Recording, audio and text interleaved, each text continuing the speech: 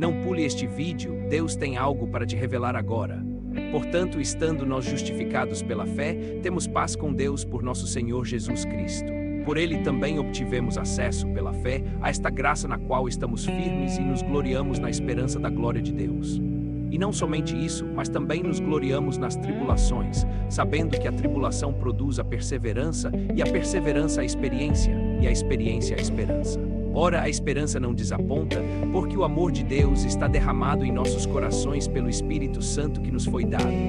Porque Cristo, quando éramos ainda fracos, morreu a seu tempo pelos ímpios. Difícil é que alguém morra por um justo, porém alguém talvez teria coragem de morrer por pessoa boa. Mas Deus prova o seu próprio amor para conosco pelo fato de ter Cristo morrido por nós, sendo nós ainda pecadores. Logo, sendo agora justificados no seu sangue, muito mais por ele seremos salvos da ira. Porque, se nós, quando éramos inimigos, fomos reconciliados com Deus pela morte de seu Filho, muito mais, estando reconciliados, seremos salvos pela sua vida. E não somente isso, mas também nos gloriamos em Deus por nosso Senhor Jesus Cristo, pelo qual agora recebemos a reconciliação. Portanto, assim como por um homem entrou o pecado no mundo, e pelo pecado a morte, assim também a morte passou a todos os homens, por isso todos pecaram.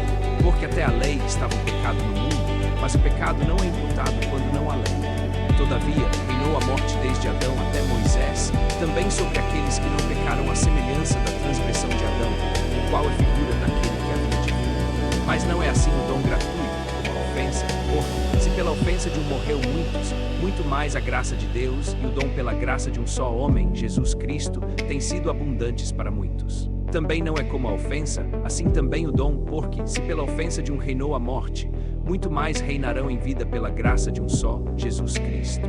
Portanto, assim como por uma ofensa veio o juízo sobre todos os homens para condenação, assim também por um ato de justiça veio sobre todos os homens a justiça da vida. Porque, assim como pela desobediência de um homem muitos foram feitos pecadores, assim também pela obediência de um só muitos serão feitos justos.